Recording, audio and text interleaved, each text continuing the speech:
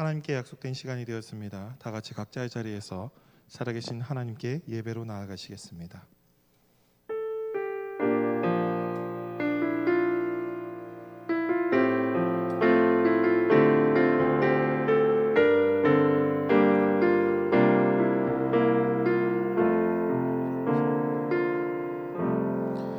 아버지께 참되게 예배하는 자들은 영과 진리로 예배할 때가 오나니 곧 이때라.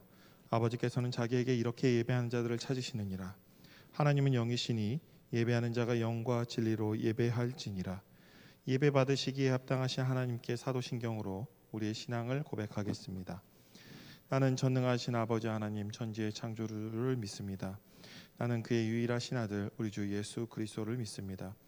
그는 성령으로 잉태되어 동정녀 마리아에게서 나시고 본디오 빌라도에게 고난을 받아 십자가에 못 박혀 죽으시고 장사된 지 사흘 만에 죽은 자 가운데서 다시 살아나셨으며 하늘에 오르시어 전능하신 아버지 하나님 우편에 앉아 계시다가 거기로부터 살아있는 자와 죽은 자를 심판하러 오십니다. 나는 성령을 믿으며 거룩한 공교회와 성도의 교제와 죄를 용서받는 것과 몸의 부활과 영생을 믿습니다. 아멘.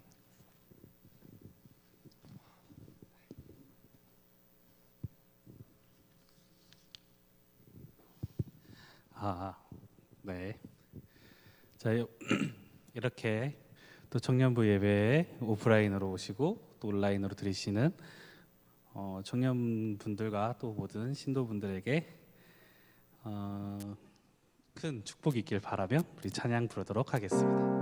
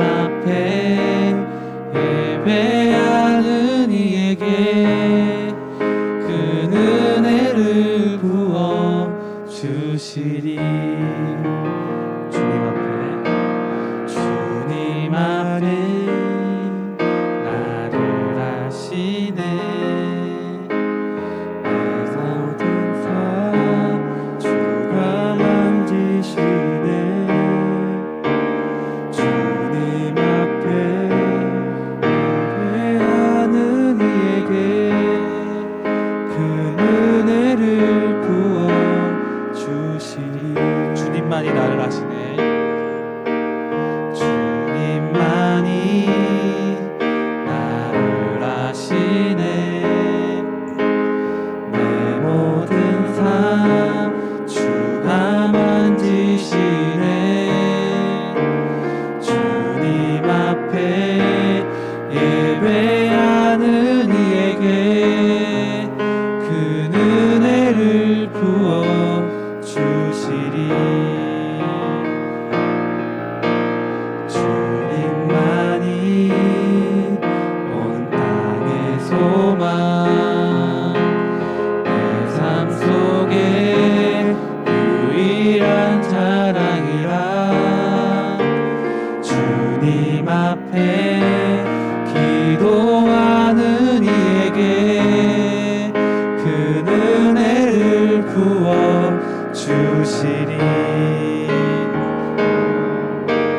만왕의 왕 나를 기르시는 자요, 내 모든 삶 주가 다스리시니 주님 뜻을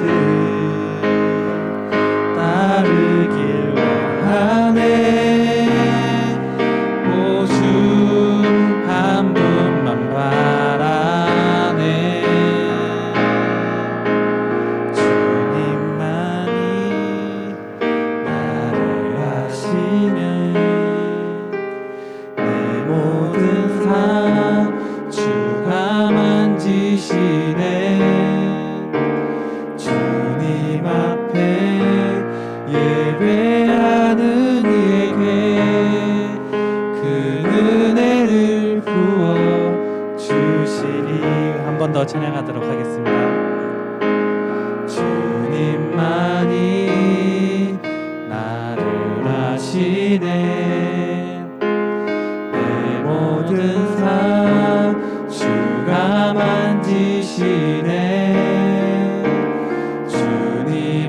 앞에 예배하는 이에게 그 은혜를 부어 주시리. 주님만이 온 땅의 소망, 주님만이 온 땅의 소망, 내 삶 속에 유일한 자랑이라. 주님 앞에 기도하는 이에게 그 은혜를 부어 주시리. 만왕의 왕, 만왕의 왕, 나를 기르시는 목자요, 내 모든 삶 주가 다스리시니 주님 뜻을 따르길 원하네. 오 주 한 분만 바라네. 만왕의 왕, 만왕의 왕, 나를 기르시는 목자요, 내 모든 삶 주가 다스리시니 주님 뜻을 따르길 원하네. 오 주 한 분만 바라네. 만왕의 왕, 만왕의 왕, 나를 기르시는 목자요, 내 모든 삶 주가 다스리시니 주님 뜻을 따르길 원하네. 오 주 한 분만 바라네. 주님만이 나를 아시네.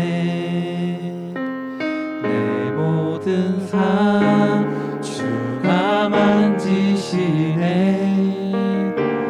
주님 앞에 예배하는 이에게 그 은혜를 부어 주시리. 그 은혜를 부어 주시리.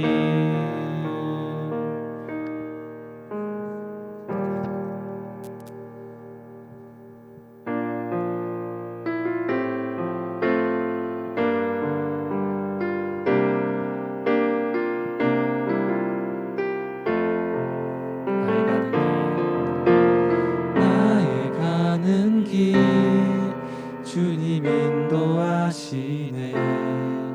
그는 보이지 않아도 날 위해 일하시네. 주 나의 인도자 항상 함께 하시네. 사랑과 이 베푸시며 인도하시네. 인도하시네. 나의 가는 길, 나의 가는 길 주님 인도하시네. 그는 보이지 않아도 날 위해 일하시네. 주 나의 인도자 항상 함께 하시네. 사랑과 힘 베푸시며 인도하시네. 인도하시네. 하나의 길을 만드시고 날 인도해. 사망의 강 만드신 것 보라. 하늘과 땅 변해도 주의 말씀 영원히 내 삶 속에 새 일을 행하리.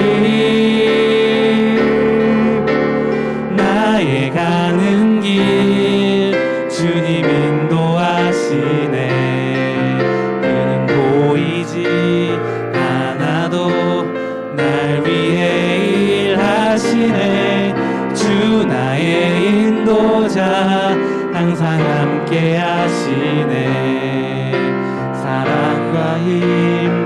베푸시며 인도하시네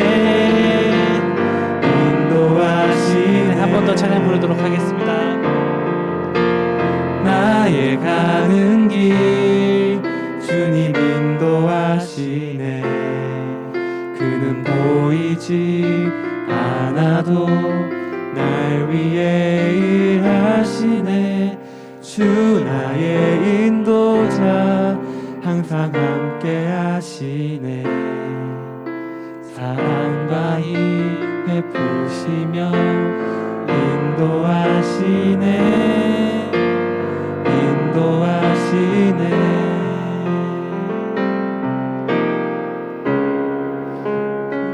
만드시고 날 인도해 사막의 강 만드신 것 보라 하늘과 땅 변해도 주의 말씀 영원히 내 삶 속에 새 일을 행하리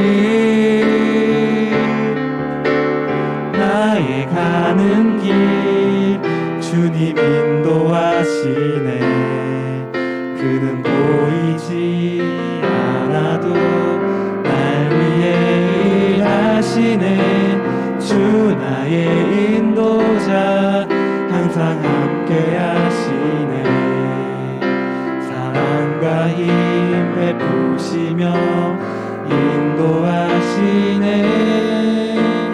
인도하시네 자, 우리 이 시간 기도하면서 나아갈 텐데요. 이제 또 계절이 변하고 벌써 또 2021년도 또 몇 개월 안 남은 이 상황 속에서 우리가 월 초에 연초에 계획했던 것들이 원하는 만큼 이루어졌을지 모르시고 또 안 이루어졌을 수도 있고 또 하고 싶었던 것들이 또 다 하셨을 수도 있고 아직 다 못 하실 수도 있지만 그 과정들이 또 안 됐다고 해서 그걸로 인해 속상하고 또 낙심하지 말고 우리 얼마 남지 않은 2021년도 모든 계획들을 좀 내려놓고 우리가 정말로 온전히 예배드릴 수 있는 청년부가 될 수 있게 아니면 주님이 원하시는 길로 갈 수 있도록 항상 우리 삶 속에서 주님을 찾을 수 있는 우리가 될 수 있도록 기도하면서 2021년도도 한 번 더 나아가도록 하겠습니다. 하나님 아버지 감사합니다. 주님 저희가 연초에 세웠던 모든 계획들을 이제 그만 내려놓고 주님을 바라보고 주님을 온전히 예배할 수 있는 저희가 될 수 있도록 인도하여 주시옵소서. 저희의 욕심으로 세워진 계획들을 다 온전히 내려놓고 주님의 원하시는 계획대로 나아갈 수 있도록 그 계획이 우리의 계획이 될 수 있도록 주님 허락하여 주시옵소서. 주님 너무 연약하고 너무 부족하여서 항상 주님을 뵙기 원하고 주님을 삶 속에서 찾기 원한다고 얘기하지만 말로만 하고 있고 온전히 주님을 찾으려 노력하지 않고 주님을 보려 하지 않는 저희의 눈과 마음과 귀를 모두 열게 하여 주셔서 주님을 온전히 찾을 수 있게 노력할 수 있게 행동을 할 수 있게 보여주시고 주님을 볼 수 있도록 노력하게 하여 주시옵소서. 주님 말로만 하는 것이 아니라 행동할 수 있게 하여 주시고 행동을 함으로 인해서 주님에게 한 걸음 더 다가갈 수 있게 하여 주시옵소서. 주님 매주 드리는 이 예배가 온전히 주님에게 드려지는 예배가 될 수 있게 허락하여 주시옵소서.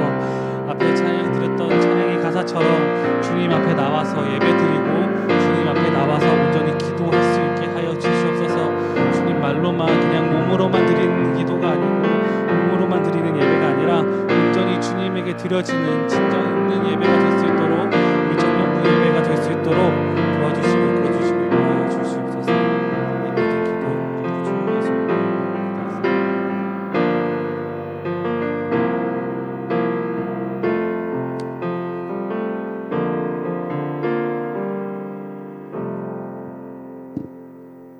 사랑의 하나님 아버지, 이 자리에서 예배를 드릴 수 있게 해주심에 감사드립니다.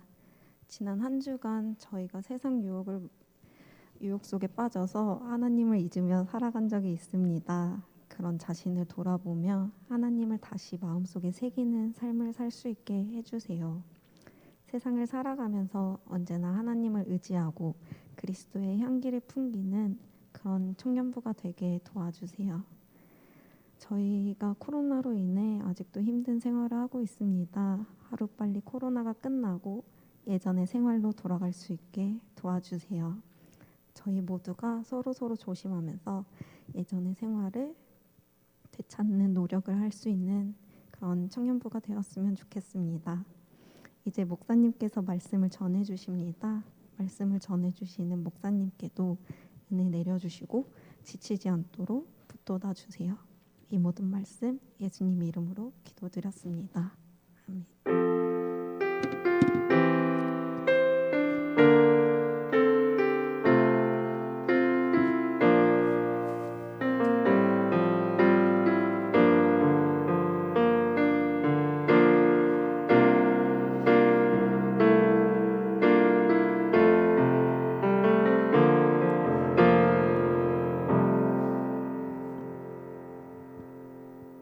자, 청년부 예배를 드리고 있는 모든 여러분들을 서로 축복하면서 찬양 부르도록 하겠습니다.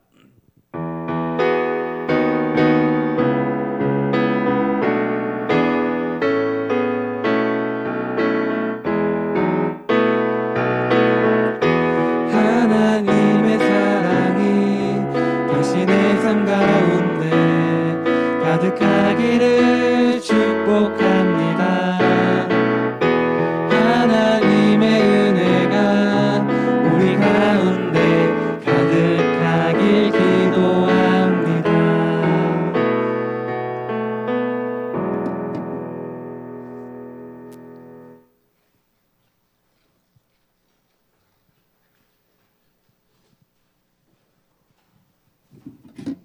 청년부 광고할게요. 청년부 첫 번째 광고는요.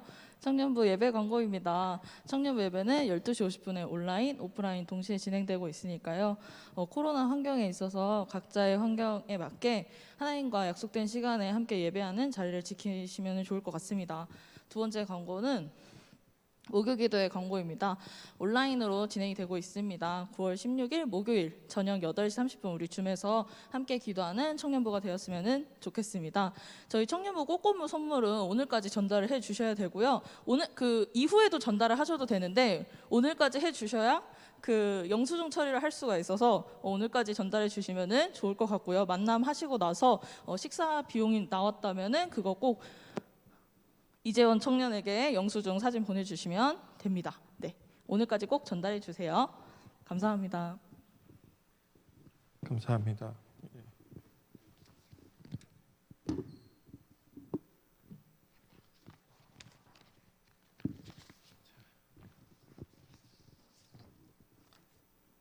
네, 오늘 말씀 보겠습니다. 예, 저기 에코 좀 빼주세요. 네, 오늘 말씀은 사무엘상 31장 1절에서 6절 말씀입니다. 오늘 말씀은 사무엘상 31장 1절에서 6절 제가 봉독하겠습니다. 하나님의 말씀입니다. 블레셋 사람들이 이스라엘을 침해 이스라엘 사람들이 블레셋 사람들 앞에서 도망하여 길보아 산에서 엎드려져 죽으니라. 블레셋 사람들이 사울과 그의 아들들을 추격하여 사울의 아들 요나단과 아비나답과 말기수아를 죽이니라. 사울이 패전함에 활 쏘는 자가 따라잡으니 사울이 그 활 쏘는 자에게 중상을 입은지라. 그가 무기를 든 자에게 이르되 내 칼을 빼어 그것으로 나를 찌르라. 할례 받지 않은 자들이 와서 나를 찌르고 모욕할까 두려워하노라. 하나 무기를 든 자가 심히 두려워하여 감히 행하지 아니하는지라. 이에 사울이 자기의 칼을 뽑아서 그 위에 엎드러지매 무기를 든 자가 사울의 죽음을 보고 자기도 그 칼 위에 엎드러져 그와 함께 죽으니라. 사울과 그의 세 아들과 무기를 든 자와 그의 모든 사람이 다 그날에 함께 죽었더라. 아멘. 이것은 하나님의 말씀입니다. 잠깐 기도하겠습니다. 주님, 우리의 마음을 여시어 우리가 말씀을 깨닫게 인도하여 주시옵소서. 예수님의 이름으로 기도드립니다. 아멘. 아까 기도하는 중에 자꾸 그 옛날 굿윌 헌팅이라는 영화 아십니까? 너무 옛날 영화죠. 제가 제일 좋아하는 로빈 윌리엄스가 그렇게 죽어가지고 좀 마음이 아픈데 그 대사가 생각났습니다. It's not your fault. 네 잘못이 아니야. 그 대사 갑자기 생각이 나서 네 잘못이 아니야. 이런 얘기가 하는 대사가 있습니다. 혹시 나중에 되면 같이 보면 좋을 것 같아요. 누구도 그 상황에 대해서 여러분의 잘못은 아닙니다. 오늘 사울의 죽음도 이제 그런 이야기를 하고자 합니다. 사울이 정말 죄를 지어서 이렇게 비참하게 죽었어야만 했던가, 이런 이야기를 좀 했으면 좋겠다 싶어서 오늘 이 말씀을 준비했습니다. 오늘은 사울의 죽음이 주는 교훈이라는 제목으로 하나님 말씀 증거하겠습니다. 이스라엘과 블레셋의 전쟁이 시작되었고 이스라엘 군대는 패배하여 길보아 산까지 도망하였지만 대부분 죽임을 당합니다.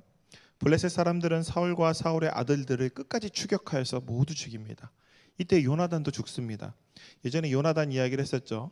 믿음으로 이스라엘의 그 위기의 순간 승리로 이끈 요나단, 그도 이 전쟁에서는 아무런 역할도 하지 못합니다. 이때 요나단이 하나님을 믿는 믿음이 없어서 그랬던 것일까? 요나단은 믿음이 있었던 사람입니다.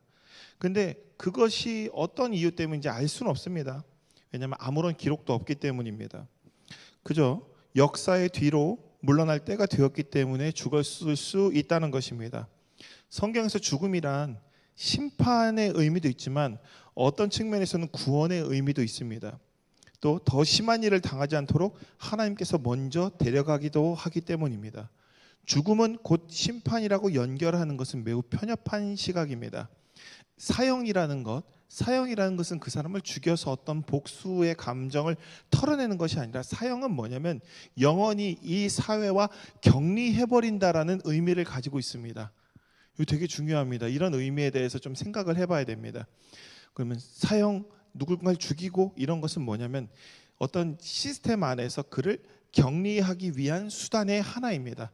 감옥에 넣는 것도 어떤 의미에서는 사형하지 않았지만 사형당한 것과 똑같은 의미를 가지고 있습니다. 왠지 아십니까? 우리가 함께 하지 않기 때문입니다. 공간이 완전히 구별돼서 다른 곳에 있기 때문에. 사형은 다시는 돌아올 수 없는 상황인 것이고, 감옥에 있는 것은 그래도 돌아올 기회가 있는 것일 뿐입니다. 그래서 이런 것에 대해서 좀 개념을 가지고 있다면 왜 사형이 문제인지에 대해서 한번 고민해 볼 수 있을 것입니다. 그래서 죽음은 곧 심판이다. 제가 봤을 때 죽음은 심판이라기보다는 다시는 기회가 없이 이 땅에 와서 우리가 다시는 우리가 지난날에 지었던 죄를 만회할 수 없는 그런 상황에 놓인다라고 보면 좋을 것 같습니다. 블레셋과 싸움에서 죽은 이스라엘 사람들은 하나님을 믿지 않은 죄인들만 이때 모여 있었을까? 이런 생각을 해봐야 되는 겁니다. 악한 왕을 섬겨서 이와 같은 심판을 당했던 것일까? 우리가 고민해봐야 됩니다. 그러면 우리가 일제시대 때, 일제강점기 때 우리가 고통당했던 그 모든 시간과, 그리고 민주화 운동을 통해서 고통당했던 그 모든 시간들, 그 사람들은 죄를 지었기 때문에 그렇게 고통을 당했을까요? 고민을 해봐야 됩니다. 그 사람들이 그렇게 죽음을 당하고 피를 흘렸던 것은 그 사람이 잘못했을까요? 그리고 또 죄를 지은 사람들도 뭐 비참하게 죽었다 그러는데, 그 죄를 지은 사람들 중에서도 나중까지, 지금까지 정말 그때 모아들인 돈으로 정말 놀면서 평생 펑펑거리며 떵떵거리며 사는 사람들도 있고, 다시 그 돈으로 권력을 붙잡은 사람들도 있습니다. 그러면 이렇게 봤을 때 정말 하나님은 심판을 어떻게 하시는 걸까, 이런 생각을 하게 됩니다. 근데 솔직한 제 심정으로는 성경에서 아무리 봐도 하나님의 심판은 뭔가 좀 다른 것 같습니다. 그러니까 복수적인 심판이 들어있지 않습니다. 복수가 들어있지 않아요. 그렇기 때문에 하나님이 꼭 얘기하는 게 있습니다. 원수 갚지 말라고 이야기합니다. 그리고 하나님은 마지막까지 기회를 주십니다. 좀 이런 부분을 생각하시면서 보면은 오늘 좀 미워하는 사람들을 좀 덜 미워할 수 있는, 생각해 보십시오. 저도 참 미워하는 사람 많습니다. 근데 그 미워하는 사람을 생각할 때 이런 생각을 해요. 저 사람 분명히 천국 가서 만날 건데, 여러분 우리 천국 가서 다 만납니다. 천국 가서 우리 다 만날 거예요. 안 만날 사람 있어요? 만난다니까. 100% 만나요. 하나님을 잠깐만 믿어도 웬만하면 만나요. 만났는데 우리 서로 딱 봤는데 천국 가서 쟤를 여기서 봤어? 이런 생각을 하면서 영생을 생각을 해보십시오. 그러면 어떤 생각이 듭니까? 괴로워지면 안 됩니다. 우리는 영원히 천국에서 만나가지고 얼굴 보고 살 건데 쟤도 왔어? 그래서 우리는 이 땅에서 웬만하면 해결받고 가야 됩니다. 그래서 계속 이제 이어서 그래서 정말 이 사람들이 죄 지은 사람인가 한번 생각해 봐야 됩니다. 그래서 이 악한 왕을 섬기면, 그 악한 왕을 섬겼다고 해도 그 사람이 나쁜 사람은 아니지 않습니까? 삼성이 아무리 이름 그래 넘어가자. 아무리 잘못을 해도 그 회사 직원들이 다 나쁘지 않습니다. 대기업이 아무리 우리 뭐 한동안 그 유명했던 뭐 그런 여러 가지 그런 큰 이슈가 되었던 잘못을 했던 대기업의 총수들이 그 사람이 잘못했다고 해서 그 직원들이 다 나쁜 사람 아닙니다.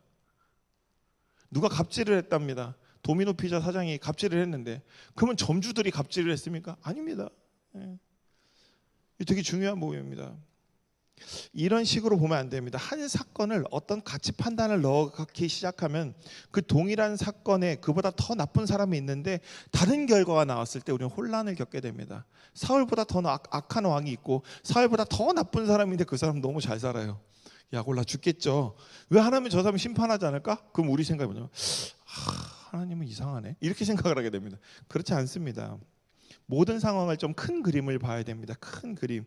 그냥 그것을 직결 심판처럼 무슨 바로 이렇게 돼서 바로 이렇게 되고 뭔가 인풋 아웃풋이 명확하게 나오는 프로그램처럼 되는 것이 아닙니다. 이 사건을 통해서 하나님께서 무슨 말씀을 하고 싶으신 것인가, 그런 생각을 보면서 생각하면서 성경을 보는 것이 좀 우리는 성경을 볼 때 좀 도움이 될 것입니다. 그리고 그것을 오늘 나에게 어떻게 적용할 것인가, 제일 중요한 것은 오늘 나에게 어떻게 적용할 것인가. 사울은 이때 도망을 치다가 활을 맞아 치명상을 당합니다. 오늘 3절에 사울이 패전함에 활 쏘는 자가 따라잡으니 사울이 그 활 쏘는 자에게 중상을 입은지라. 그동안 수많은 전쟁을 다니면서 어떻게 되냐면 무슨 히어로물처럼 한 번도 화살이 맞은 적이 없었어요. 급소에 맞은 적이 없었어. 늘 피해 다녔는데 어떻게 죽을 때가 되면은 정확하게 급소에 날라와서 이 박혀 들어가는 이 화살은 어떻게 감히 이게 어떤 뭔가 되게 대단한 뭔가가 있는 것 같습니다.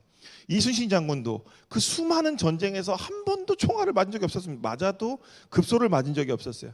근데 노량해전에서 승리로 이끌고 이 일본군 함대를 추격하다가 죽으려고 하니까 갑자기 날아온 탄환이 급소에 딱 맞아서 죽습니다. 그리스의 영웅 아킬레우스, 진짜 무패의 장군입니다. 신의 아들이라고도 합니다. 아킬레우스가 한 번도 진 적이 없습니다, 싸움에서.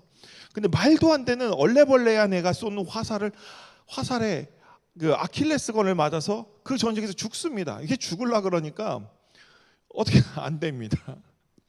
영웅도 죽어요. 사울은 이때 더 이상 자신이 도망치지 못할 것이라는 것을 알게 됩니다.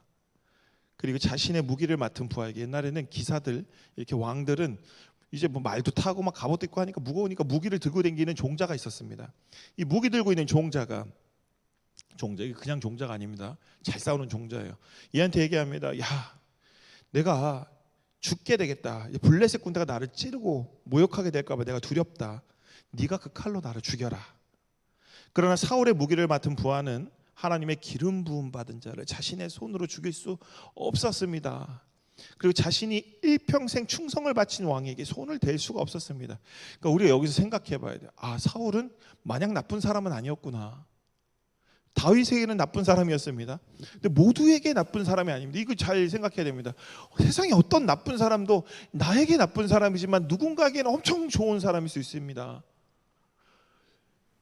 정말 조직 폭력배조차도 자기 가족들한테는 잘할 수 있다는 겁니다. 정말 악한 사람이라도. 그래서 사울이 죽는 것을 보고 사울이 이때 이 부하가 안 죽입니다. 계속 망설이고 있습니다. 시간이 자꾸 흐르니까 저 몰아쳐오는 그 블레셋 군대를 보고 다급해진 사울은 자기 칼을 놓고 자결합니다. 그리고 사울이 죽는 것을 본 사울의 무기를 맡은 부하도 어떻게 하겠습니까? 기사의 정신이죠. 내 주군을 지키지 못했다고 스스로 자결합니다. 성경에서는 사울에 대해서 부정적으로 그리고 있지만 이 장면에서 그 부하의 충성된 모습을 볼 때 사울은 정말 나쁜 사람이었는가 생각하게 됩니다. 사울이 정말 그렇게 비참하게 죽어도 되는 그런 악인인가? 그가 그렇게 심판받는 게 정말 옳은 일인가? 그런 생각을 합니다. 그날 사울과 함께하던 정예들, 사울은 3,000명의 정예와 함께 다녔죠. 다 죽었다고 기록되어 있습니다. 이후 사울이 예상했던 것처럼 블레셋 사람들은 사울의 시신을 훼손하고 모욕을 주었습니다. 그 소식을 들은 길르앗 야베스 사람들, 사울의 외가 쪽 사람들입니다. 이전에 사울이 큰 위기에 있었을 때 구함을 받았던 그들 중에 용맹한 사람들이 모두 일어나서 사울의 시신이 걸려있는 벳산 성벽에 가서 시신을 찾으러 갑니다. 블레셋 사람들이 사울의 시신을 어떻게 했냐면 사울의 머리를 베고 갑옷을 벗겨서 블레셋 방방곡곡에다가 이 시체를 막 돌립니다. 빙글빙글 돌립니다. 그 이후 갑옷은 이제 아스타로 신당에 전리품으로 보관하고 시체는 돌려준 게 아니라 어디 묻은 것도 아니고 성벽에다가 걸어놨습니다. 이렇게 모욕을 줬던 겁니다. 사울의 예상이 맞았죠. 길르앗 야베스 사람들은 이 성벽에 걸려있는 사울의 시신을 찾아와서 야베스에 가서 화장을 합니다. 원래 이스라엘은 화장하는 풍습이 없었어요. 그러나 그 시신이 너무 훼손되고 부패하여서 어쩔 수 없이 화장을 하고 그 뼈를 가져다가 야베스에 있는 에셀나무에다 장사를 지내고 7일간 금식합니다. 근데 이 에셀나무는 뭐냐면은 사울이 이 기브아에서 왕의 직무를 수행하던 그 나무였습니다. 이때 어떻게 하냐면 이 나무 아래서 이제 부하들과 모여서 앞으로 어떻게 할 것인지, 나라를 어떻게 다스릴 것인지 이야기하던 그 장소였습니다. 그렇게 사울의 왕조는 끝납니다. 아들들도 다 죽었기 때문입니다. 이렇게 사울 왕조가 끝이 난 이유에 대해서 보통 우리는 이런 이야기를 많이 듣습니다. 사울의 죄 때문이다. 사울이 하나님의 말씀을 듣지 않았기 때문이다. 이런 생각에는 뭐냐면 왕정이라는 것 자체에는 문제가 없고 사람이 문제라는 것에 우린 전제가 깔려 있습니다. 우리는 뭘 하면은 그냥 사람이 문제라고 얘기합니다. 그가 제대로 다스리지 못해서 이 나라가 망했다. 그러고는 다윗이 오랜 기간 약 400년간 지속된 왕조를 세웠다는 사실을 근거해서 다윗은 이상적인 왕이다. 왜냐하면 다윗 왕조는 길었으니까. 이렇게 축켜 세웁니다. 이게 우리가 이 부분을 잘 생각해야 됩니다. 지금 대통령이 막 못했어. 그럼 대통령 혼자서 못했을까요? 아닙니다. 그 대통령이 아무리 잘하려고 해도 이전에 똥을 싸놓으면은 그거를 치운이라고 임기 5년을 다 날려먹을 수도 있습니다. 그러니까 누가 잘했냐 못했냐라고 말하는 것은 매우 힘이 듭니다. 그래서 다윗이 400년 했다고 다윗이 이상적인 왕이고 다윗이 정말 잘했던 왕인가? 그리고 사울은 1대에서 끝났으니까 정말 심판받고 악한 왕인가? 다윗은 주전 586년에 막을 내립니다. 이 400년 남짓의 왕조의 역사도 왕조로서의 하나님 보시기에 좋았던 역사라기보다는 완전 실패를 반복하는 역사였던 것을 우리는 봐야 됩니다. 이제 조만간 이제 다윗 이야기가 끝나면은 그때까지 볼지 모르겠습니다. 열왕기 상하에 들어가 보면 제가 갑자기 또 얘기해 줘야지. 열왕기상은 뭡니까? 10명의 왕의 이야기입니까? 영어로는 크로니클이죠. 크로니클. 우리 뭐 크로니클이 뭐죠? 연대기죠, 연대기. 그냥 열왕기상에 때. 그러니까 이 열이 나열했다는 그 열입니다. 이 열이 10명이 아니에요. 누가 그 열왕기상은 10명의 왕이다. 저도 아직도 생각납니다. 윤현부 전도사님이 그랬는지 초등부 전도사 어떤 전도사님인가 저에게 열왕기상은 10명의 왕의 이야기야. 그리고 12제자는 마테마가 누가 이런 사람이 있었습니다. 그럴 때가 있었습니다. 그러던 시절이. 왜냐하면 몰랐기 때문입니다. 뭐 나쁘지 않아요. 왕 다 외우세요? 르시레유 단나 그건 아니죠. 르아여여아요아 이거 다 외우세요. 야 여기 성종 시험 보시죠. 졸업하려면 성종 시험 봐야 되는 아니야 안 봐요? 패스했어요. 근데 틀렸어요. 네 틀릴 수 있습니다. 뭐 신대원 갈 거 아니면 틀려도 돼요. 괜찮습니다. 어쨌든 다윗 왕조의 왕 중에서 사울보다 더 나쁜 왕이 정말 많았습니다.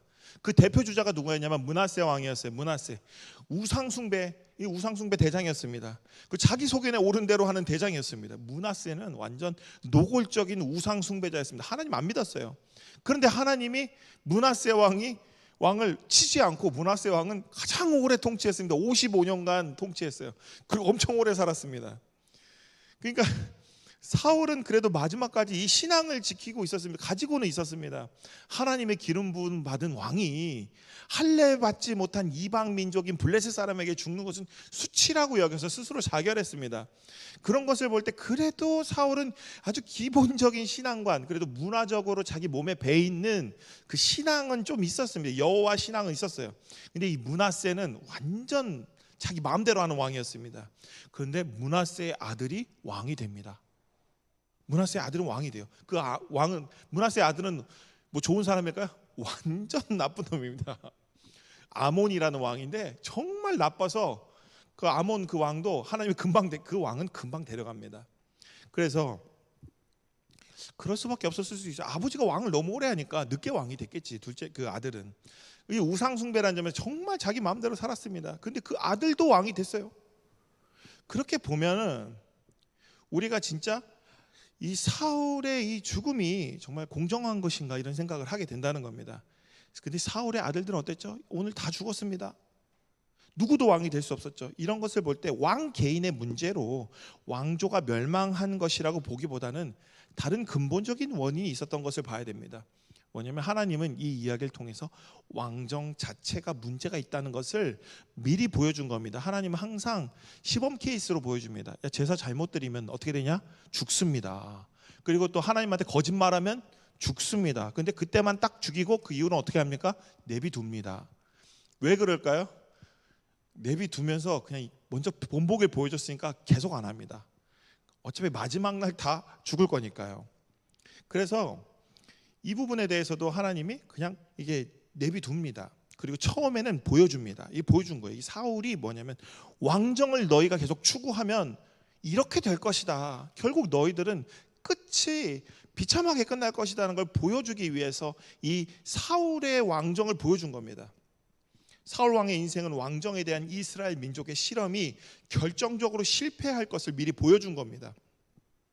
사울 왕조만 이렇게 끝나는 것이 아니라 앞으로 세워질 이스라엘의 모든 왕조도 이와 같이 다 멸망할 것이다. 미리 예언한 것입니다. 이스라엘이 남북으로 갈라져서 북왕조 250년, 남왕조 유다는 400년이 지속됐지만 영원하지 못했습니다. 결국 멸망합니다. 실패한 역사였습니다. 좀 더 기간이 길었을 뿐이지 그 끝은 이미 결정되어 있는 것입니다. 주전 586년 이후에 유다 민족은 왕 없이 이방 민족의 통치 아래 고통당해야만 했습니다. 그래서 계속 떠돌이로 삽니다. 그러나 이것도 처음부터 오늘 이 사울의 사건을 통해서 예견되어 있었던 겁니다. 이 역사서의 말씀도 그냥 역사서가 아니라 예언서입니다. 너희가 이와 같은 길을 걷게 되면 너희는 반드시 실패할 것이다. 즉 이스라엘의 왕정의 요구는 처음부터 뭐냐면 우상 숭배적인 동기가 원인이었습니다. 하나님은 그것을 이야기합니다. 너의 우상 숭배적인 동기가 왕정을 찾게 했다. 그것이 출발이었습니다. 하나님의 뜻은 처음부터 끝까지 변함이 없습니다. 하나님께서는 그의 백성을 하나님이 친히 다스리기를 원하십니다. 뭐냐면 하나님이 다스린다는 것은 뭐냐면 우리를 억압하고 우리가 잘못하면 막 혼내주고 괴롭히는 게 아니라 이 땅에 하나님의 정의와 공의가 마르지 않는 강과 같이 흐르면서 이 하나님의 형상대로 지은 인간이 하나님의 성품을 닮아 사람답게 사는, 처음 창조했을 때 그 사람의 모습에 사람답게 사는 것을 하나님께서는 원하셨습니다. 우리 모두가 행복하길 원하셨습니다. 그러나 사람 마음은 그렇지 않습니다. 죄악된 인간의 본성은 뭐냐면 타인의 불행을 보고 만족을 느낍니다. 제가 불행해야 내가 행복해요. 잘 생각해 보십시오. 내가 왜 오늘 불행합니까? 제가 나보다 잘났기 때문에 불행합니다. 그걸 잊지 마십시오. 나의 불행은 누군가 나보다 잘난 놈이 내 옆에 있는데 그 놈 때문에 열받아서 불행한 겁니다. 나보다 잘된 놈, 나보다 뭔가 잘한 놈, 그걸 보고 있으면 그것 때문에 늘 불행하고 미칠 것 같습니다. 근데 우리가 어떨 때 만족감을 얻습니까? 저 아프리카에 막 굶어 죽어가는 아이들을 보면서 우리가 그 아이들을 돕지만 거기서 뭘 봐요? 우리보다 못한 애도 있는데 내가 오늘 감사해야지, 이런 생각을 합니다. 다른 사람의 불행은 우리의 행복으로 바뀝니다. 다른 사람의 불행은 우리의 안도감과 평안함으로 바뀝니다. 모두의 행복은 죄악된 인간이 받아들일 수가 없습니다. 누군가가 불행해야. 저 아프가니스탄의 저 아이들이 다 같이 아편을 만들고 양귀비 꽃을 재배하는 걸 보면서 우리나라는 괜찮아라는 생각을 해야 우리는 직성이 풀리는 겁니다. 각자의 능력의 차이가 있는데 모두 학점 A를 받는 것은 자신의 노력을 무시당한다는 느낌을 받습니다. 자, 다시 한번 제가 말할게요. 각자의 능력에는 차이가 있는데 모두가 A를 받는 것은 내 자신의 노력이 무시당한다는 느낌을 받습니다. 이 문장 이상하다고 여기는 분 있으십니까? 이상해야 됩니다. 능력의 차이는 있는데 노력을 무시당한다고 이야기합니다. 우리는 우리의 상황과 환경과 개인적인 능력의 차이가 있는데 우리는 뭐라고 하는지 아십니까? 내 노력이 무시당했다고 얘기합니다. 자기 것도 아닌 것을 가지고 자기 것이라고 말하는 인간의 욕심에서 우리의 인간의 바닥을 보는 것입니다. 한꺼풀 벗겨놓으면 정말 아무것도 아닌 존재가 스스로 대단한 존재라고 여기면서 다른 사람을 위해 서려고 합니다. 이제 수능 끝나고 친구들 만나면 뭐합니까? 모여서 너 어느 대학 갔냐 물어보지 않습니까?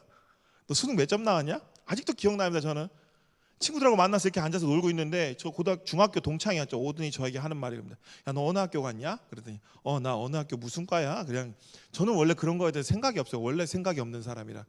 그랬더니 야, 너 거기 겨우 갔냐? 겨우 거기 갔냐? 그러는 거예요. 그래서 약간 무시하는 듯이 말하면서 나는 어디 갔는데 그런 게 자기 외대 무슨 과라 그랬는데 기억도 안 납니다. 그래서 내가 그 얘기를 딱 듣고 나서 그래 잘했네. 그리고 이제 내려가서 친구들하고 이야기합니다. 야 이런 얘기를 애가 하더라 그랬더니 애들이 뭐라는지 아십니까? 야, 고작 거기 가서 그런 얘기를 하냐. 이게 뭐냐면 친구들이 제가 실망하고 있는 줄 알고. 왜냐면 그 앞에 서 있는 애는 저기 서울대 다니는 애였고 한 명은 토론토에서 유학하고 있는 친구였습니다. 그런데 그런 게 중요한 게 아니라는 겁니다. 그 친구가 저한테 그런 얘기를 옆에서 해줬던 이유도 딱 그겁니다. 야 그런 거에 주눅 들지 마. 사람은 그런 것은 아무런 의미도 없는 것이야라고 얘기하려고 친구들이 옆에서 위로를 해줬는데 솔직히 위로가 안 됐어요. 그날은 걔 때문에 되게 기분이 나빴던 걸로 기억합니다. 우리는 자꾸 그렇게 얘기합니다. 아무것도 아닌 존재인데 나보다 제가 못해야 돼. 그래. 이게 좀 뭐지 고산병을 빨리 벗어나야 됩니다. 평생 갑니다. 평생. 사법고시 잘 봤으니까. 그리고 어떤 이렇게 뭐냐면 공부 잘했으니까 어렸을 때 모범생이었으니까 그가 대통령이 될 수 있을 것이라고 생각하는 그런 마음을 버려야 됩니다. 우리는 공부 잘한 애가 정의를 이룰 것이라고 생각하면 안 됩니다. 우리 안에 어떤 마음이 있는지 우리는 잘 살펴야 됩니다. 우리는 한꺼풀 벗겨놓으면 다 똑같은 사람입니다. 죄인입니다. 하나님은 그것을 뭐라 하냐면 죄라고 합니다. 이스라엘 백성들이 왕을 요구한 핵심은 그들이 사무엘의 통치를 가운데 사무엘이 통치를 잘했어요. 하나님의 은혜 가운데. 그랬더니 무슨 일이 있었을까요? 사람들이 다 부자가 됐습니다. 그런데 부자도 어떻게 되죠? 재능이 달라서 더 큰 부자가 있고 어떤 사람은 더 어려워졌습니다. 그런데 하나님의 방법은 뭐냐면 어려운 친구를 도와줘야 됩니다. 근데 이 부자들의 마음은 어땠죠? 어려운 친구를 돕기 싫습니다. 더 많이 갖고 싶어요. 더 많이 가지려면 어떻게 되죠? 머리를 갈아치워야 됩니다.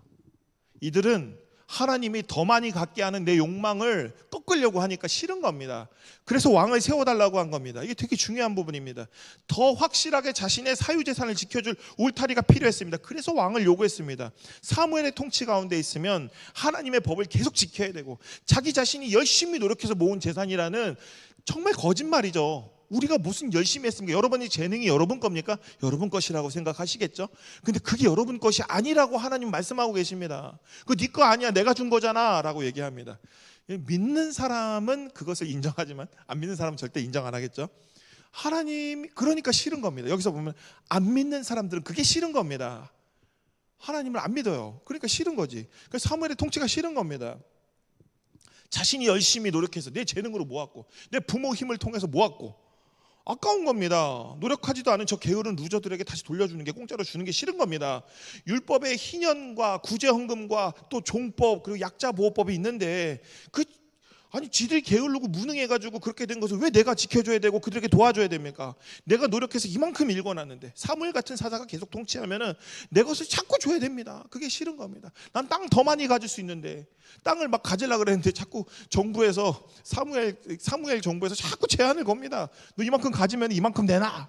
이만큼 세금을 더 내. 이만큼 더 해. 이렇게 싫은 겁니다. 그러니까 당장 내 것을 지켜줄 왕을 찾은 겁니다. 복지는 무슨 복지? 그럴 수 없죠. 어떻게든 저놈들 한 푼이라도 덜 주고 싶어서 온갖 수당 방법을 가리지 않습니다. 요즘에 제일 부러운 게 누군지 아십니까? 재난지원금 안 받는 사람이 세상 제일 부럽습니다. 연봉 5,800 이상이고 의료보험 17만 원 이상 낸다면서요. 저 7만 원 냅니다. 7만 원. 그리고 연봉 무슨 5,800이야. 개뿔이. 나 연봉 5,800 받아봤으면 좋겠네. 내 소원이 없겠네. 그러면서 100만 원 못 받았다고 징징거린 저 인간들을 보고 있으면 미쳐버릴 것 같습니다. 그리고 솔직히 이번에 이 차등지급 누가 얘기했습니까? 그 국민의당 국민의 정치적인 발언 계속 해. 국민의힘 가서 얘기하라고. 국민의힘이 그렇게 하기로 했잖아. 다 주고 싶었는데. 민주당 지지자는 아닙니다. 저는 그냥 가난한 자를 돕는 자를 지지합니다. 제가 제일 가난하다고 생각해서 제 주변에 맨날 그럽니다. 옆에 있는 어려운 사람 걱정한다 그러면 주변에서 맨날 하는 말이에요. 야, 네가 세상에서 제일 어려워라는 소리 듣고 삽니다. 그런데 저는 그렇게 어렵다 느끼지 않아요. 어쨌든 재난지원금에 대해서 자꾸 사람들이 90%까지 이의 신청을 한답니다. 자기 안 준 게 억울하대. 오늘도 모 권사님이 옆에서 막 이런 얘기입니다. 세금을 얼마 냈다고 그랬더니 우리 앞에서 그 얘기하지 말라고. 결국 부동산 자랑하는 것밖에 안 된다고. 세금이 올랐다고 자랑합니다. 세금이 올랐다는 건 당신 땅값이 올랐다는 뜻이잖아요. 아파트값이 올랐다는 뜻이잖아요. 막 옆에서 듣고 있으면 야마가 막 돕니다. 그거는 우리 옆에 없는 사람이 들었을 때 자랑으로밖에 안 들립니다.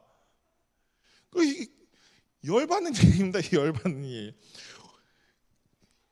보통 그렇게 얘기해요. 왕정의 요구는 사유재산이 늘어난 그들의 재산을 보호하기 위해서 요구한 겁니다. 하나님께서 이런 이스라엘 백성들 악함을 아십니다. 하나님은 이거 악하다 그래요. 악하다 그래. 네 거라고 얘기하는 거 악하다 그럽니다. 왕정을 허락하신 건 스스로 그들의 죄를 깨닫기를 바라셨기 때문에 그냥 냅둔 겁니다. 어떤 의미에서 이 왕정을 선택한 것은 선악과를 먹은 겁니다. 선악과를 먹은 거예요.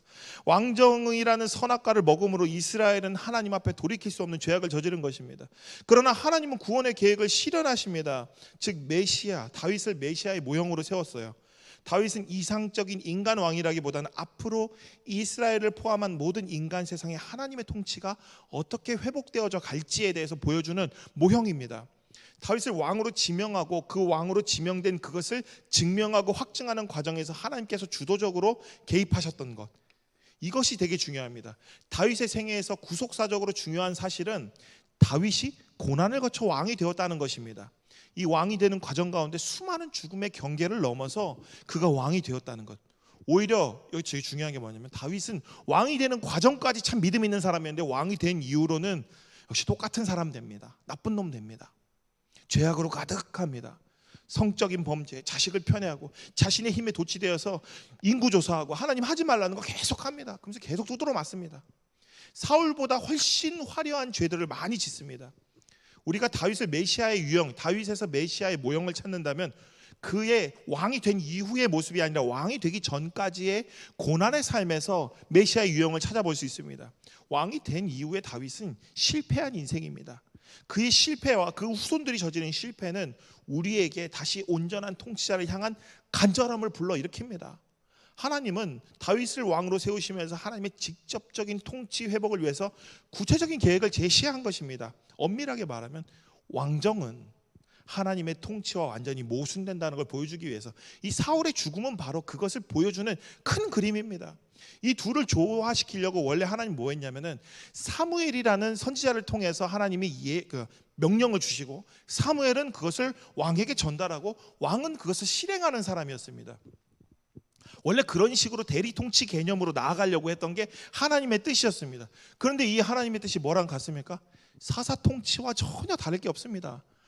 그 중간에 일 잘하는 사람 한 명 세우는 것뿐입니다. 선지자를 통해서 선지자가 있지만 말씀은 잘 듣지만 믿음은 잘 있지만 일을 좀 잘 못해요. 행정일을 잘 못해. 그래서 그런 일들을 봐줄 사람을 왕으로 세운 것. 그러면 이 행정일 잘하는 사사를 세우면 되잖아요. 다 잘하는 사사를 세우면 됩니다. 그런데 하나님이 결국 이 왕정은 뭐냐면 의미 없다는 것을 하나님이 말씀하신 겁니다. 그렇기 때문에 왕정 내내 뭐냐면 선지자와 왕은 자꾸 대립합니다. 하나님은 선지자를 통해서 왕이 그 말을 듣고 순종하길 원했는데 하나님이 선지자에게 말하면 왕이 뭐라고 하냐면 네가 뭔데, 내가 왕인데 네가 왜 나한테 와서 그런 말을 해? 라고 얘기합니다. 그래서 어떻게 합니까? 돌로 쳐서 죽이거나 매달아서 죽이거나 거꾸로 매달아서 죽이거나 고문해서 죽이거나 어디 동굴에다 파묻어 놓거나 그런 것들이 계속 나옵니다. 가장 이상적인 왕정은 하나님 말씀을 받은 선지자의 말을 왕이 받아 실행하는 것, 그거였는데 그것을 실패한 것입니다. 왜냐하면 왕정은 태생적으로 인간을 우상화하기 때문입니다. 왕이 뭐였죠? 얼마 전에 오랜만에 엑소더스 봤습니다. 엑소더스 저기 누구냐? 우리 배트맨 나오는 엑소더스를 봤습니다. 봤더니 멋있더라고요. 역시 우리 배트맨은 멋있습니다.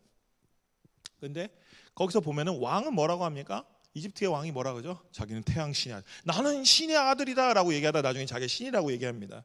왕은 곧 신이며 신의 아들입니다. 그러니까 준신적인 존재라고 스스로 생각합니다. 어떤 사람이 왕이 되더라도 우상화적 경향을 막을 수 없습니다. 우리 대한민국에도 우상화된 대통령 한 분이 계십니다. 교회를 한 번도 나간 적이 없는데 교회에서는 그분을 이 땅을 어떻게 이렇게 잘 먹고 잘 살게 해준 분으로 추도 예배도 드려줍니다.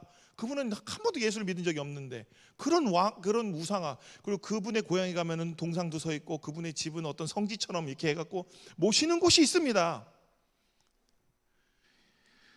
그게 바로 왕정의 문제라는 겁니다. 사람이 우상이 됩니다. 한 번도 하나님 믿은 사람 적이 없는데 뭐라냐면 하나님께서 왕을 세우시기 때문에 왕이 된 사람은 하나님을 믿지 않아도 믿는 사람이다라고 사기꾼들이 거짓말을 합니다.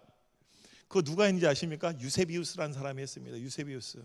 콘스탄티누스 대제는 마지막 죽는 날까지, 로마에서 기독교를 인정한 콘스탄티누스 대제는 마지막까지 예수를 믿은 적이 없습니다. 근데 이 유세비우스라는 사람이 자기 그 기독교 책에다가 뭐라고 했냐면, 자기 역사 책에다가 뭐라 했냐면, 이 사람이 예수는 믿지 않았지만 그래도 예수님이 하나님의 일을 했다라는 식으로 뭐지 신분 세탁을 해버렸습니다. 왜냐하면 기독교를 인정해줬기 때문이에요.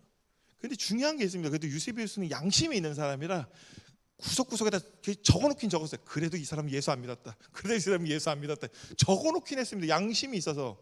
근데 그걸 찾으려면은 자세히 봐야지 그게 보입니다. 안 그러면은 정말 우리는 콘스탄티누스 대제가 우리에게 기독교를 인증해주면서 로마는 기독교 국가 뭐 이런 얘기하면서 뭐 가톨릭이 시작되고 뭐 이런 얘기를 하면서 되게 위대한 왕이라고 하는데 그건 거짓말입니다. 그거는 기독교를 등에 업고 전쟁한 사람입니다. 그 자기의 대제국의 야망을 펼친 사람이에요. 옆에서 유세비우스는 그래도 뭐 우리 학살당하진 않으니까 옛날처럼 차라리 고문당하는 게 지키는 거였는데 너무 오래 이제 당하니까 고마웠는지도 모릅니다. 그래서 계속 하지만 그래도 그는 양심적으로 끝에다 적어놓긴 합니다. 이 사람 그래도 마지막까지 예수 안 믿었다. 이 왕정이란 그렇습니다. 우상 숭배의 본능을 가진 인간들이 가장 매력적인 제도입니다. 인간들은 부족한 사사들을 통해서, 이 사사들이 약간 반푼이들이 좀 있습니다. 왜냐하면 하나님은 좀 약간 부족한 사람을 데려다가 써야 돼요. 모세가 어떻습니까?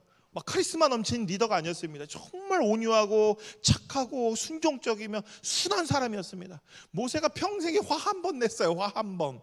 여러분들 화 몇 번 냅니까? 일주일에 화를 몇 번 내세요? 저도 우리 김동주랑 맨날 싸우느라고 자주 화냅니다. 동주가 아빠가 하는 말 똑같이 따라할 때마다 열받아서 계속 화를 냅니다. 근데 이 모세는 평생에 한 번 화를 냈습니다. 평생 딱 한 번 화를 냈습니다. 그만큼 온유한 사람입니다.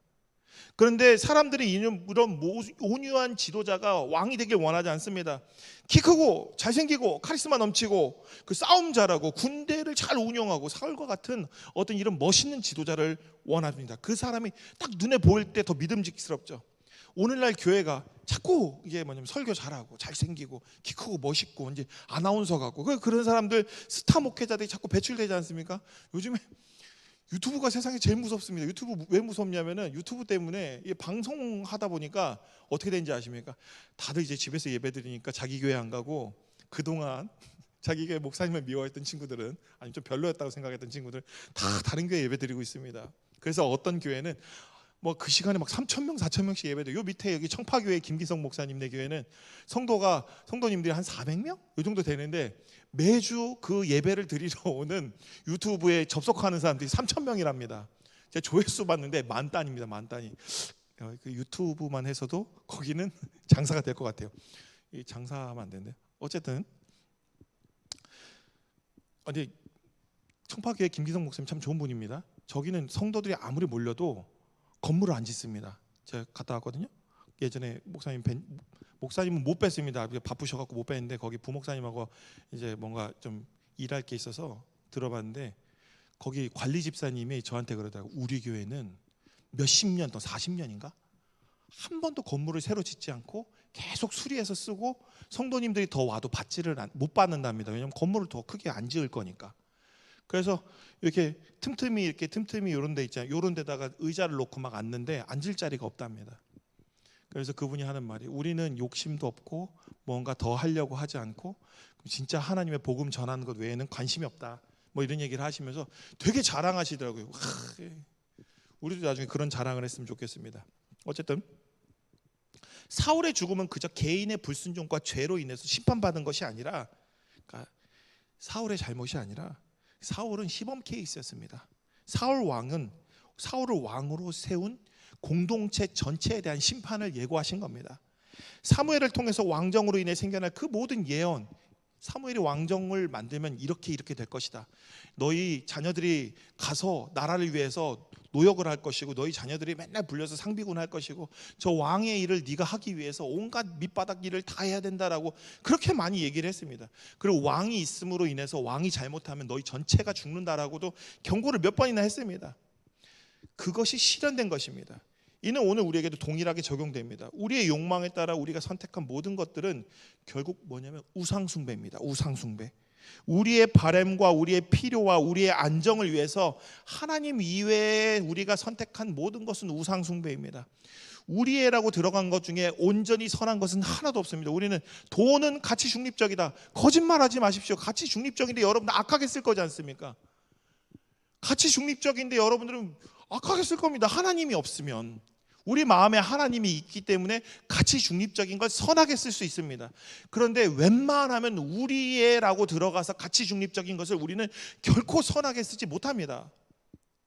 가치 중립적인 어떤 것도 우리는 그 가치를 결국 악으로 한정해서 사용하게 될 것입니다. 그것에 대해 하나님은 경고하시는 겁니다. 가치 중립적인 것이 절대 가치 중립적이지 않다라고 경고하십니다. 가치 중립적인 것이 선하게 될 때는 딱 한 가지입니다. 우리가 하나님 말씀에 순종해서 하나님 뜻에 따라서 가치 중립적인 것을 사용할 때뿐, 그 이외에는 다 우리 마음대로 쓰는 겁니다. 그것은 선하지 않습니다. 악한 겁니다. 하나님을 떠난 우리는 결국 어떤 가치도 악으로 사용하게 될 것이기 때문입니다. 그리고 결국 그 악으로 인해서 하나님이 계속 경고하신 멸망한다. 그러니까 적당히 해라. 이런 얘기를 하고 계십니다. 하나님은 지금 내가 요구하고 있는 것이 무엇을 요구하고 있는 것이냐 한번 곰곰이 생각해라. 네가 왕을 요구했다. 네가 무언가를 원했다. 네가 원하고 싶은 거, 하고 싶은 것을 하나님 앞에 기도했다. 그랬을 때 그것이 나에게 정말 필요한 것이고, 그것이 하나님의 역사에, 하나님의 이 시대에 정말 어떻게 하나님이 우리에게 요구를 들어줘도 되는 것인가 고민해 봐야 된다는 겁니다.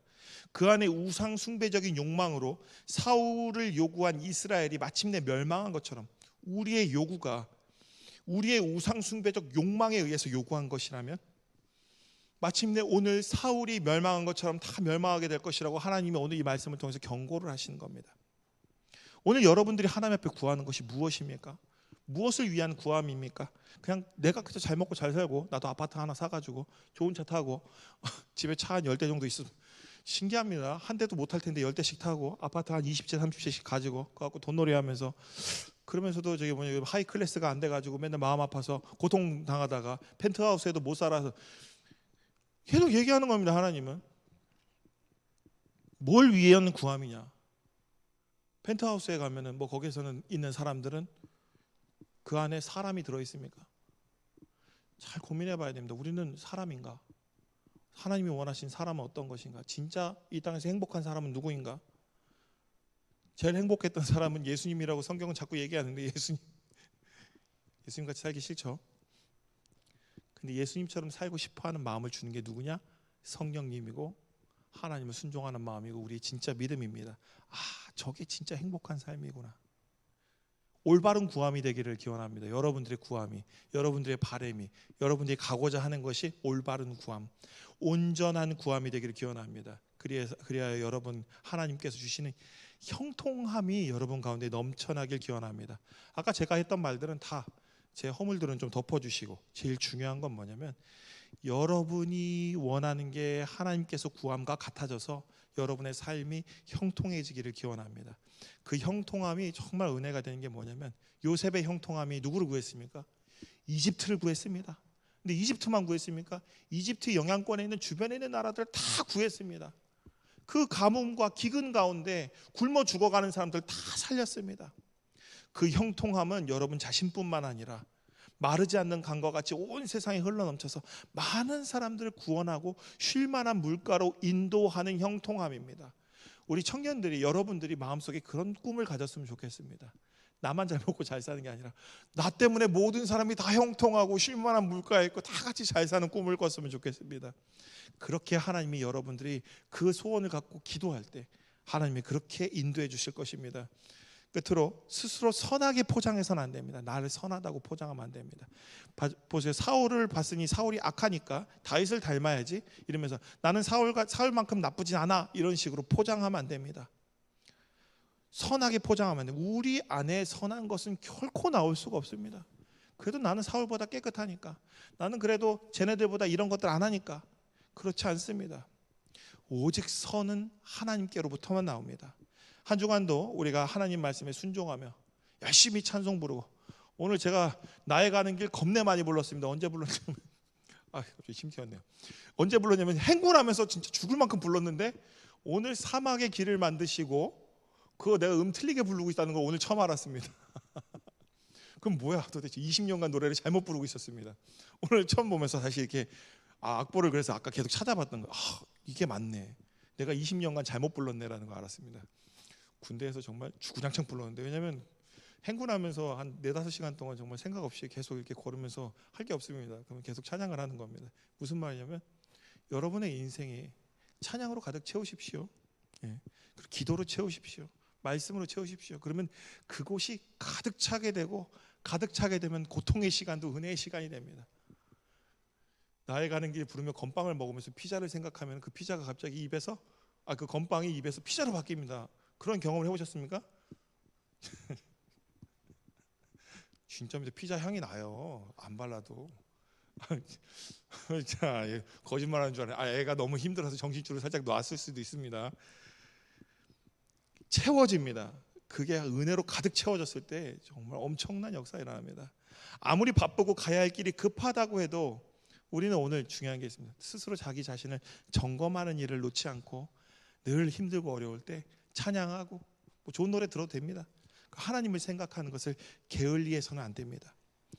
먹고 사는 일은 조금 게을러도 해요. 그런데 하나님을 생각하는 일은 절대 게을리면 안 됩니다. 그렇지 않으면 우리는 뭐냐면 순간 우상에 빠져서 구원을 잃어버릴 수 있습니다. 한 주간도 여러분들이 분명히 수많은 유혹들이 어마어마하게 몰려올 것입니다. 재난지원금 각자 받으셨습니까? 각자 받았죠. 여러분들은 미성년이 아니까. 저는 애들 거 같이 받아서 많지요. 근데 아내한테 뺏겼습니다. 카드. 재난지원금 알뜰하게 맛있는 거 많이 드시고 한 주간 여러분들 안에 있는 많은 유혹들이 있을 겁니다. 그 유혹들을 잘 이겨내십시오. 내 욕망에서 나오는 건지 선을 위한 것인지 그때 하나님께서 여러분들의 길을 보여주실 것이고 찬송할 때 여러분의 용기를 주셔서 그것을 해낼 수 있는 힘을 주실 겁니다. 지치지 말고 기도하면서 반드시 승리하는 우리 모두가 되기를 간절히 기원합니다. 기도하겠습니다. 하나님, 오늘 사울의 죽음은 그저 사울의 죽음이 아닌 하나님을 떠나 왕정을 요구하고 사울을 왕으로 세운 이스라엘의 미래임을 우리는 보았습니다. 그 안에 죄악된 욕망으로 보이지 않는 하나님의 보호하심보다 우리는 눈에 당장 보이는 왕의 보호를, 당장 우리에게 보호가 되는 돈과 물질과 사회의 명예와 권력과 우리의 안정된 삶을 우리가 바라면서 우상숭배의 길을 들어섰습니다. 그리고 그것이 이스라엘의 미래였습니다. 오늘 우리가 이와 같은 길에 서지 않도록 인도하여 주옵소서. 하나님보다 더 의지하는 것이 없도록 인도하여 주시옵소서. 우리 안에 우리 속에 옳은 대로 하려는 마음을 내려놓게 하시고 우리가 온전히 하나님 뜻에 순종하며 온전한 길로 나아갈 수 있도록 오늘 하루도 주여 성령 충만함으로 인도하옵소서. 다시 또 이제 우리는 세상으로 나아갑니다. 담대함과 용기를 주시고 각자의 자리에서 그리스도인으로 그 사명을 잘 감당해낼 때 우리 귀한 청년들이 있는 그 모든 곳에 하나님 나라가 임했는 줄 믿습니다. 그리고 이 땅의 어둠을 몰아내고 이 새벽을 깨우며 그리고 이 시대의 소망이 되는 우리 신흥의 청년들 다 되게 하시고 한 주간도 모든 상황 가운데 상황보다 크신 우리 예수 그리스도를 의지하여서 넉넉히 승리하는 우리 한 주 되게 주님 인도하여 주시옵소서. 주께서 붙들어 주실 줄 믿사오며 우리 주 예수 그리스도의 이름으로 기도드립니다. 아멘. 다 같이 일어나셔서 파송과 봉헌의 찬양 드리겠습니다.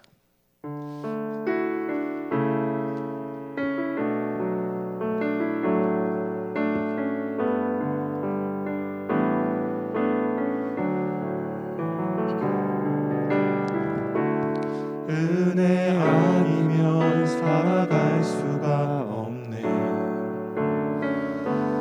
호흡마저도 다 주의 것이니 세상 평안과 위로 내게 없어도 예수 오직 예수뿐이네. 그 신계획 다 볼 수도 없고 작은 고난에 지쳐도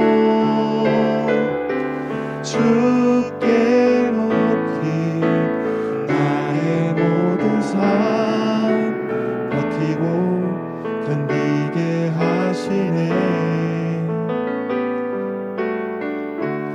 은혜 아니면 살아갈 수가 없네.